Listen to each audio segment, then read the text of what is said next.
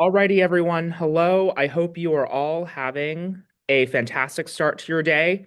Obviously, I'm not with you currently in person. I am right now in Phoenix, Arizona, for a speech and debate tournament with a couple of our Bellarmine students. Couple of important things. Number one, please make sure that you are behaving for your sub. If you are misbehaving, your sub will write down your name, and they will get the chance to choose the song that you dance to in front of the entire class when we get back or when I get back from Arizona. So please make sure that you are not misbehaving and that you are focused on lecture. Second, a reminder that we are going to be taking notes via pencil and paper or pen and paper. You are only allowed a laptop if you have an accommodation. So if you do not have an accommodation, you need to make sure your notebook and your pen and or pencil are out on your desk. Alrighty. Before we jump into lecture, last couple of reminders. Number one, if you are in odd periods, so periods 1, 5, and 7, your week 1 homework is due on January 13th, which is a Monday, even though we don't meet then at 8 a.m. So please make sure you get that in. If you're in even period, so if you are period 4 or period 8, your week 1 homework is due on January 14th at 8 a.m. So please make sure that you get that done and submitted by that time. In addition to that, for even periods only, even periods, at this point, your week 2 homework is now posted and it will be due on January 21st, on January 21st. Okay. That's a Tuesday. That's after MLK Day. Odd periods, I will release your week 2 homework to you on the 14th of January, and it'll be due on the 22nd. Okay. There's also one other project, the word cloud project, that's now posted. I will talk a little bit about what that looks like at the end of our lecture today. So don't worry about that just yet. We'll get to that very, very soon. Alrighty. Without further ado, we're going to jump right into lecture and we'll jump right into a review. Last time in class, we talked a little bit about 3 different types of identity. Oop, hang on. Lights turned off. We are back. We talked about 3 different types of identity: chosen, assigned, and shared identity, right? As well as why identity is so important. So, what I want you to do right now is I want you to take 30 seconds, turn to your elbow partner, and discuss what is an example of a chosen, assigned, and shared identity, and why are they so important? So, again, what is an example of a chosen, assigned, or shared identity, and why are those so important? Take 30 seconds, go ahead and discuss. Sub, if you would just pause this recording really quickly so that the students can discuss. Alrighty, I hope everyone had a very fruitful and good discussion with their elbow partners. Remember that identity is so important because it defines who we are, right? Again, if everyone had the same identity, if everyone was the exact same, right, we'd have a pretty boring world. So at the end of the day, identity is important to us because it makes us unique, right? We're proud of who we are. They're part of ourselves, right? That we want to share with the world and that define who we are, right? So identity is super important to us, right? Not only because it makes us unique, but it also, right, allows us to distinguish, who is a part of our group, right? Our in-group versus out-group experience. Now, let's go a little deeper into identity. I want to take a second and talk a little bit about something called intersectionality. Intersectionality, right? Intersectionality is how different components of our identity react to each other to make us who we are. Again, I'll say that one more time. Intersectionality is how different components of our identity react to each other to make us who we are. Now, here's the thing. In the picture that you see off to your left here, right, it says intersectionality in the middle, and there are 6 different circles that surround it, right? One says race and ethnicity. The other is about gender, abilities, sexual orientation, nationality, and class. Now, these are all things that make up someone's identity, right? Gender makes up your identity, race, right? What social class you belong in, all those things make up our identity. Now, more importantly, All of those things actually end up interacting with each other to create different life experiences for us. Let me give you an example. Let's take race and ethnicity and class. Someone who is, say, white and poor has a very different life experience than someone who is black and rich, right? Think of it this way, right? Someone who is poor has to think about where their next meal is coming from, right? Someone who's rich doesn't need to do that, right? They don't need to think twice about the fact that their refrigerator probably has enough food for them, right? Someone who's poor might be thinking about, hey, where's my next meal going to come from? Is it going to be at McDonald's? How far do I need to walk to get there? So on and so forth. Can I even afford the meal, right? So on and so forth. Similarly, let's take a look at two other examples, right? Let's take race and ethnicity and gender, right? Someone who is Latino and Hispanic and male has a very different life experience than someone who is Asian and female, right? Another example, let's take class and abilities, right? Someone who is poor and might be physically disabled has a very different life experience than someone who is rich and able-bodied, right? All of these different parts of identity interact with each other to create very different life experiences, right? Someone who is female will have to deal with gender discrimination, right? People might make lewd comments at her, right? Someone who's male doesn't have to deal with that, right?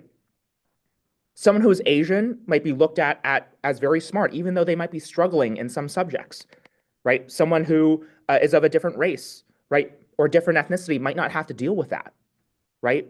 Someone who is, physically disabled, right, might have to, think about whether or not they can make it to point B, right, from point A, if the roads that they're traveling on is not physically accessible, right? Someone who is poor has to think about, hey, do I need, can I afford to go get my next meal if it also involves buying a bus ticket, right, for $2.50, right? That's something that someone who's rich does not have to deal with. So, gentlemen, all of these different parts of our identity really react with each other to create different life experiences. Now, to really sort of drive this point home, I want us to watch a video. Okay? And this video is about Fatima, Jerry, and Greta.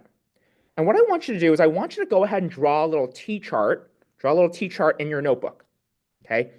One column should be Jerry, one column Fatima, and one column Greta. So go ahead and take like 15 seconds, go ahead and draw that T-chart in your notebook. Okay? One column Jerry, one column Fatima, one column Greta. What we're going to do is we're going to go ahead and watch this video. And as you're watching this video, I want you to write down some differences between Jerry, Fatima, and Greta, right? What are some differences between Jerry, Fatima, and Greta? We're going to go in that order. Jerry's going to be talked about first, then Fatima, then Greta. What are some differences in their lives? Okay?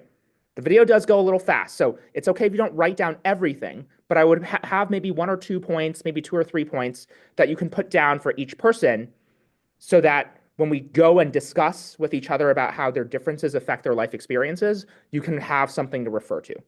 Okay? So again, we're going to go ahead and watch this video. As you're watching, write down some differences between Jerry, Fatima, and Greta. Alrighty, let's take a listen to this video. Intersectionality. Have you heard this word before? Even if you have, you might not know what it means. Let's take a look at it. The first part's easy enough. Intersection, a place where things come together. Intersectionality refers to the reality that we all have multiple identities that intersect to make us who we are. It also gives us a way to talk about oppressions and privileges that overlap and reinforce each other. This term dates back to the 1980s and legal scholar Kimberly Crenshaw. She noticed that we didn't have an effective way to talk about how the experiences of Black women are different from the experiences of Black men and of white women. How? Black women endure both gender discrimination and racial discrimination. Over the last 30 years, scholars, educators, and activists have expanded the use of the word intersectionality to talk about identities beyond race and gender. Let's look at a few examples. Jerry has a disability, and his family lives below the poverty line. He is the oldest of 10, which requires him to do a lot of caregiving, and sometimes keeps him out of school. No one in the school counseling office has talked to Jerry or his parents about his plans for after graduation. He has applied for several jobs, but never gets called back. Fatima is Muslim and recently came to the United States from Somalia. She finds that many people at her school make assumptions about her values and abilities before they speak to her. Many of her classmates think she shouldn't be at their school at all. Greta comes from an affluent family. Both her parents and grandparents went to college, and her father owns a successful business.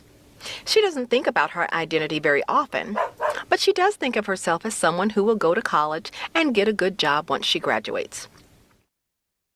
Think about Greta's situation as opposed to Fatima's or Jerry's. Fatima and Jerry are members of marginalized groups. They don't get to choose whether or not to think about their identities. Greta, on the other hand, can ignore intersectionality if she wants to. Life isn't the same for everyone, even for people who share identity characteristics. By adopting an intersectional lens, we have a better opportunity to understand why and to change the institutions that help and harm us based on who we are. Want to learn more? We'll pause it right there. What I want you to do now is I want you to turn to your elbow partner and discuss this second bullet point question on the slide. The second bullet point says, how do these differences affect their life experiences? As you discuss, and I'll give you a minute to discuss, as you discuss, what I want you to do is I want you to point to some concrete differences between Jerry, Fatima, and Greta that you can use to explain how those differences affect their life experience, okay? So again, take 1 minute, turn to your elbow partner, discuss. How do these differences affect their life experiences? Sub, if you could just pause this video to let the students discuss for a minute. Alrighty, I hope everyone had a very good discussion with their elbow partner. I just want to go over very briefly, right? How these differences affect their life experiences, right? Just like the video mentioned, Jerry, right? I wrote down, he's disabled, right? He's the oldest of 10, right? He has a lot of younger siblings, and his family lives below the poverty line, right? This means that he has to take care of all these kids. He's probably not going to go to college, right? And this is very different than Greta's life, right? Greta is well off.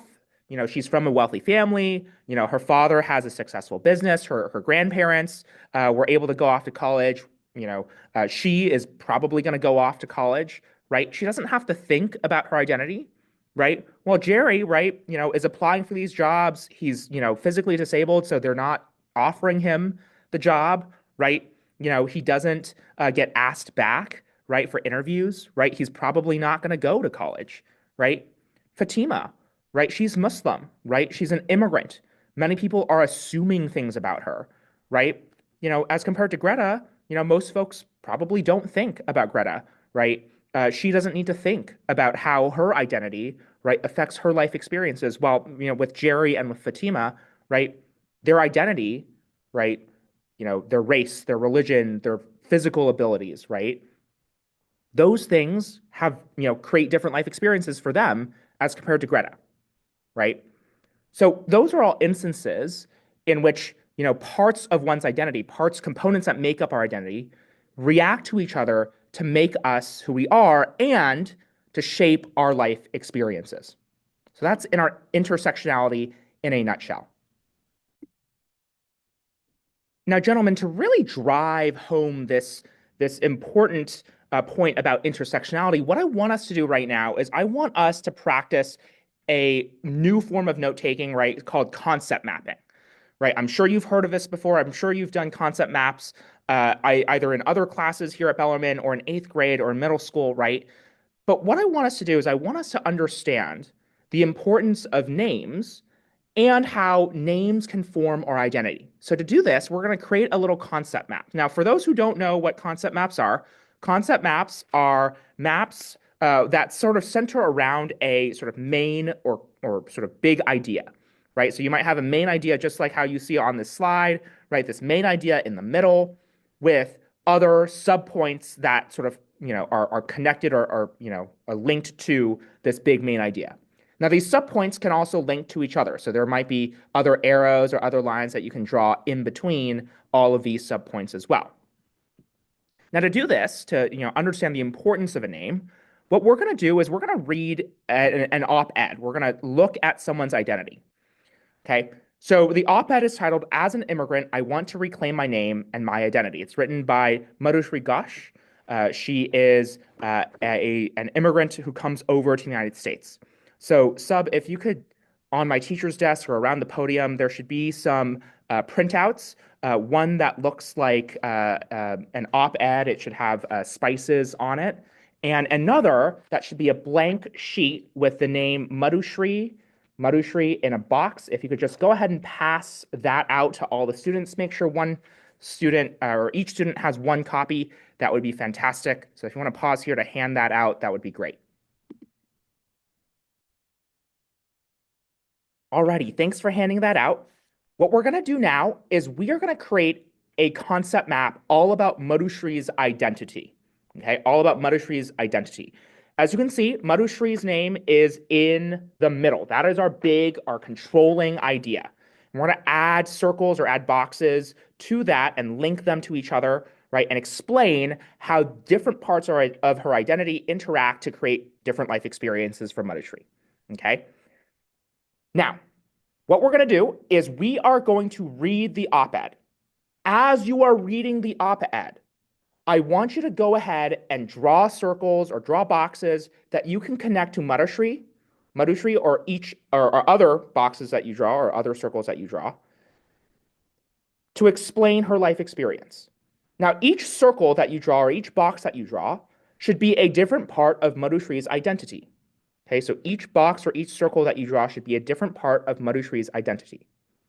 Below each box or each circle, I want you in bullet points or briefly explain how those parts of Madhushree's identity affect her life experiences.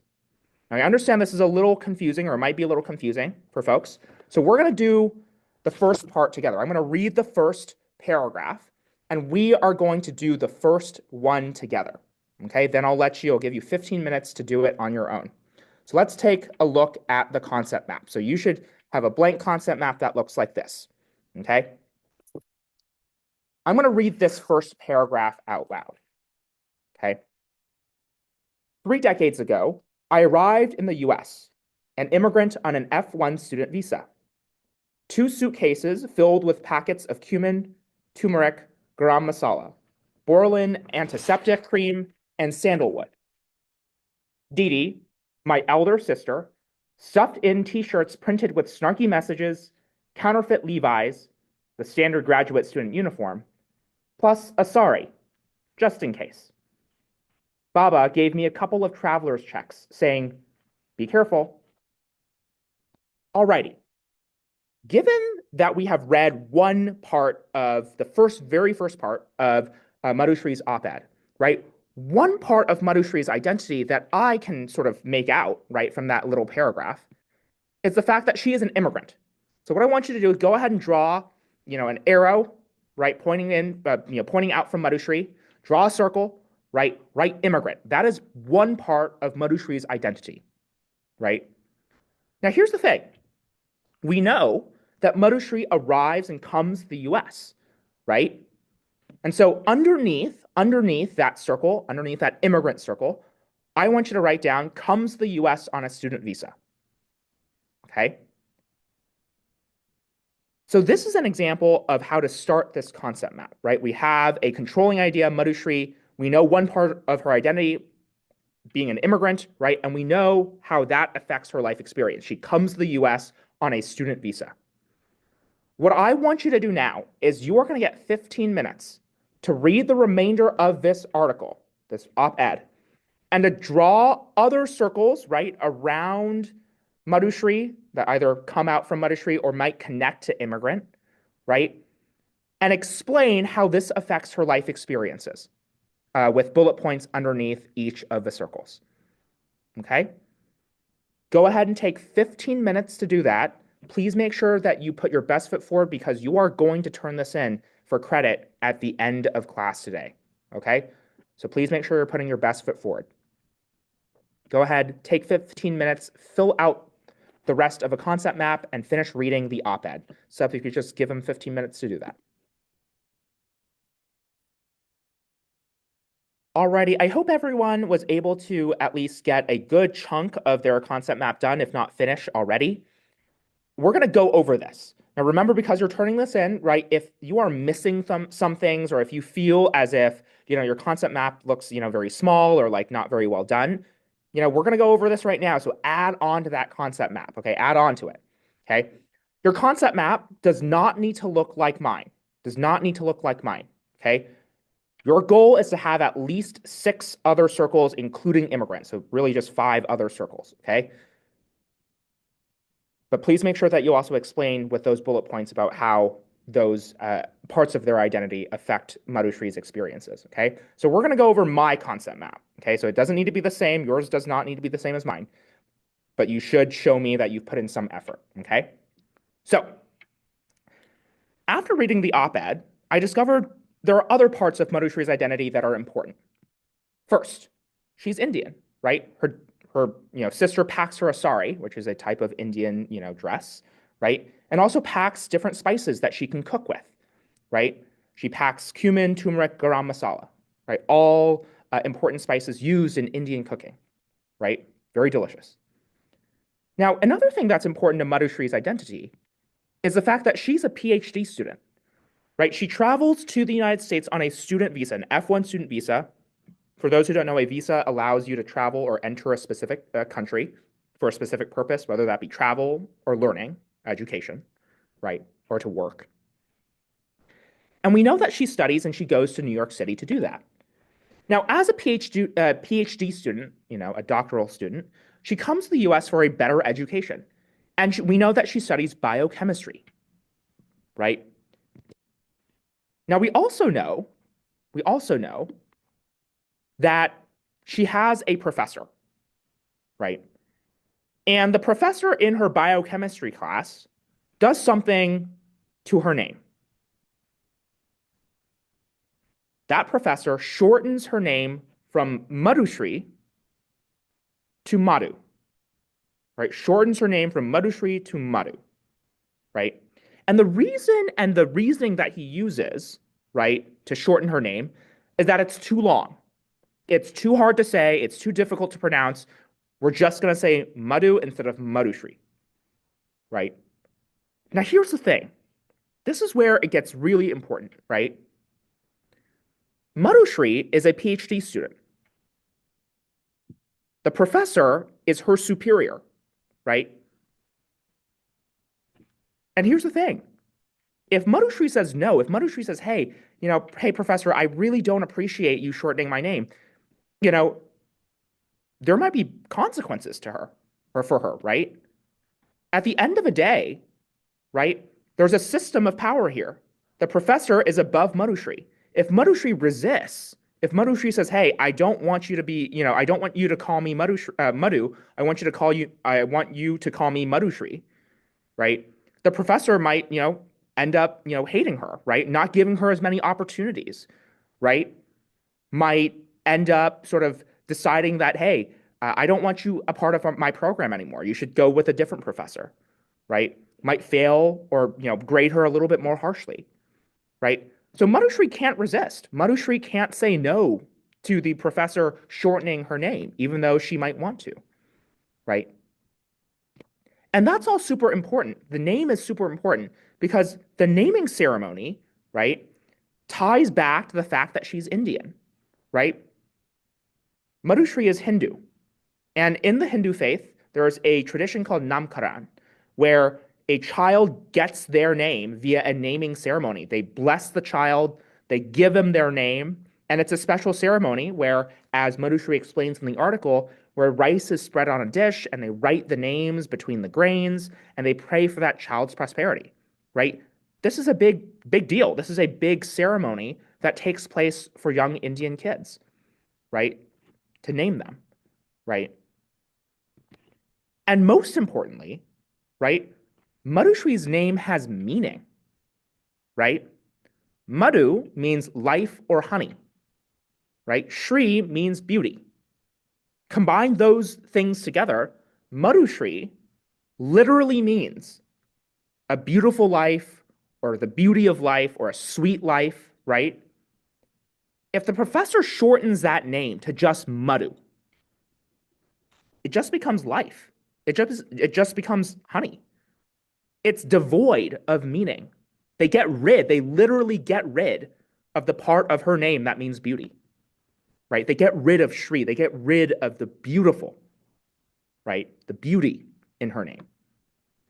And so at the end of the day, right, Madhushri's name gets sort of chopped in half. The meaning literally gets changed, right? This is a big insult, right, to, her naming ceremony, right? This is a big insult to her culture and to her identity.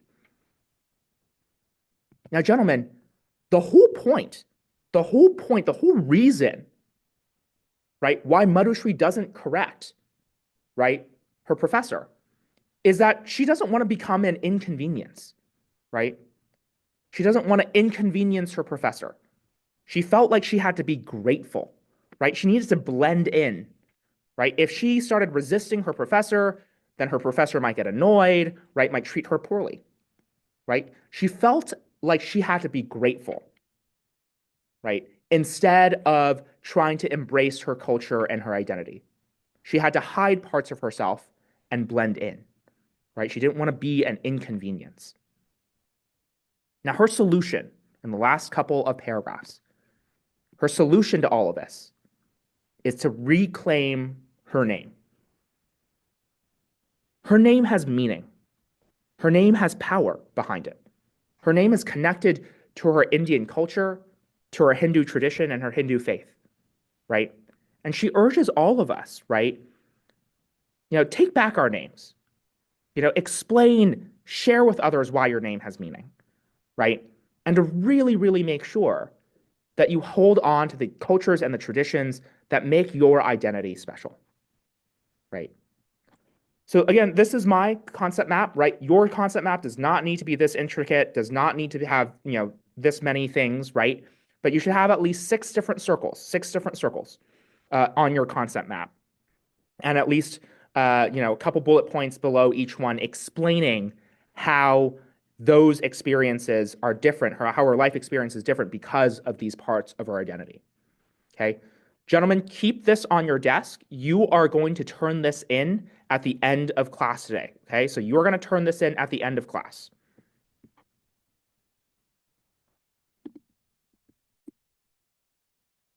Alrighty, gentlemen. The last thing that I want to talk a little bit about today is I want to talk a little bit about your identity word cloud project. Okay. Your identity word cloud project.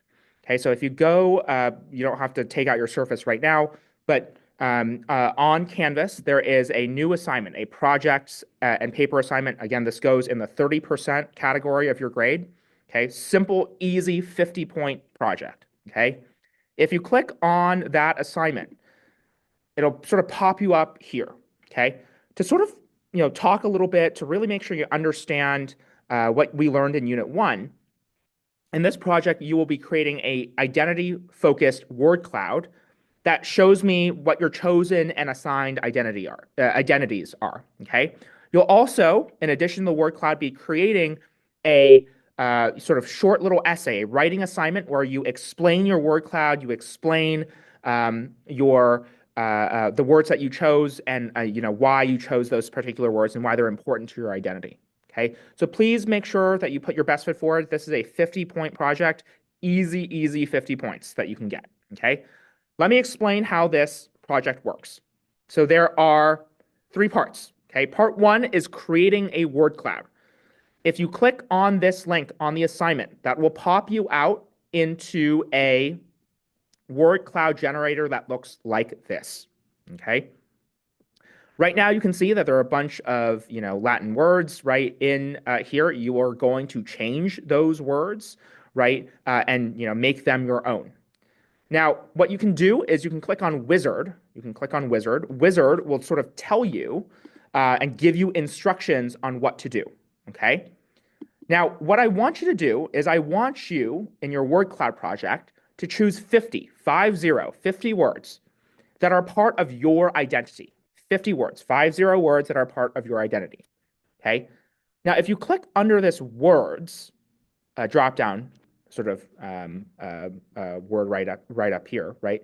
There's a word list. Okay. There's a word list. Right now, again, it's a bunch of Latin phrases, but right, you can actually delete all of these, right? You can delete all of them, right? Or what you can do is just manually change what the word is. So for example, right, again, you're choosing 50 words that make make you, right, that are part of your identity. So, for me, right, let's say a couple words that I would choose is maybe teacher, speech and debate. I also help out on the swim team, right? I'm a USA swimming official. I teach ethnic studies. I teach at Bellarmine, right? Now, as you notice, right, they sort of resort your words into alphabetical order. You can also change the weight of a word. The weight of a word, sometimes will make the word larger in the text, right? So let's say I want Bellarmine to be super important, and ethics studies, is also super duper important, right? And then you're going to click apply. Now you will notice, right, that some of these words like Bellarmine, like official, like swim team, like speech and debate, like ethnic studies right over here now show up on your word cloud. Okay. So what I want you to do again, choose 50 words that are part of your identity. Type them up right under this word list over here, this edit word list, right? And create this word cloud for yourself, right? By sort of, including all of these different words that make up your identity.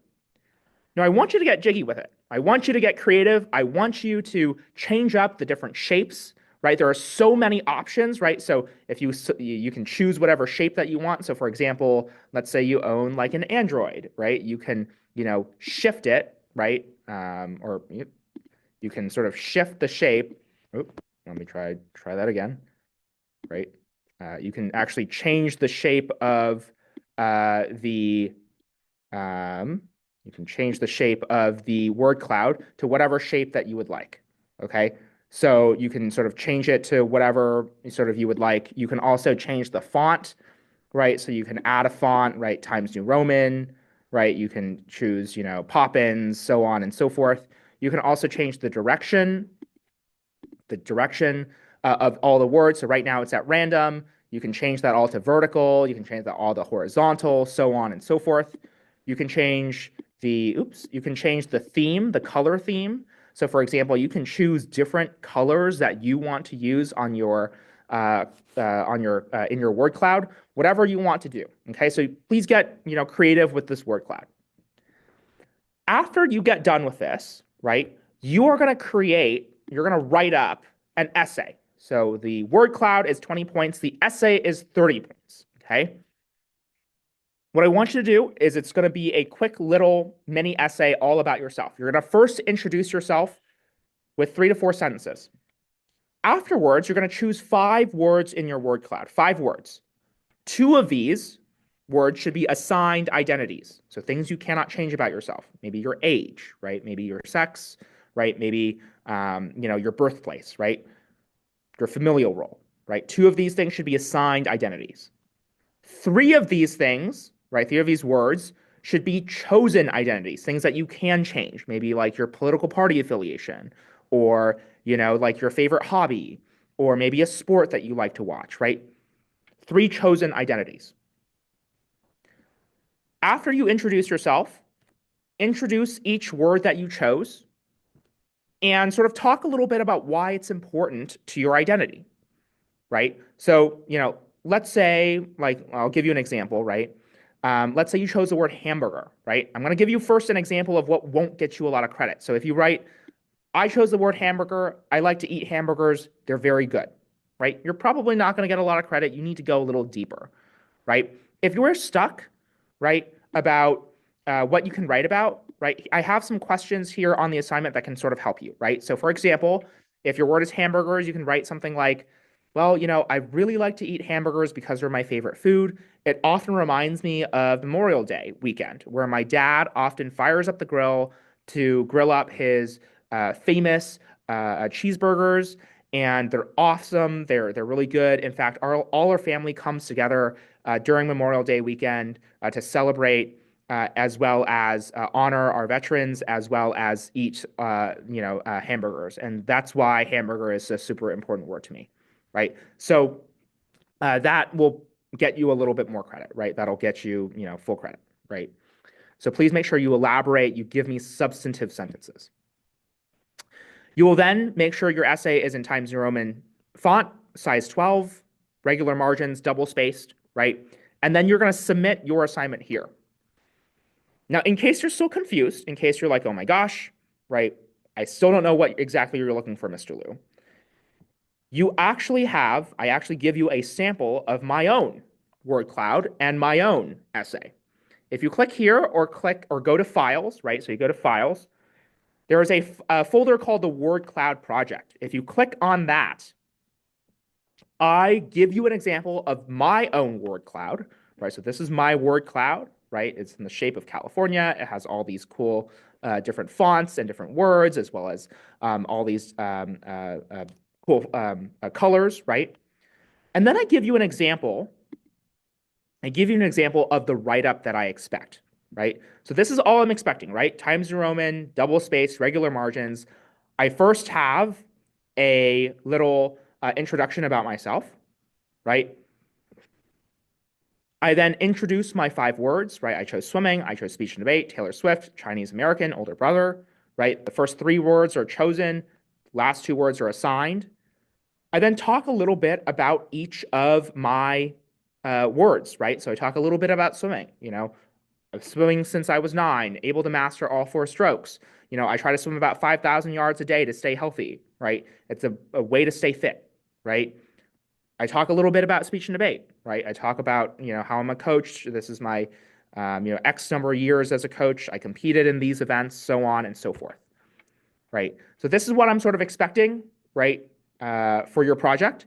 And then I also ask you to paste the word cloud at the bottom of your essay. So you turn it in one single document. Okay?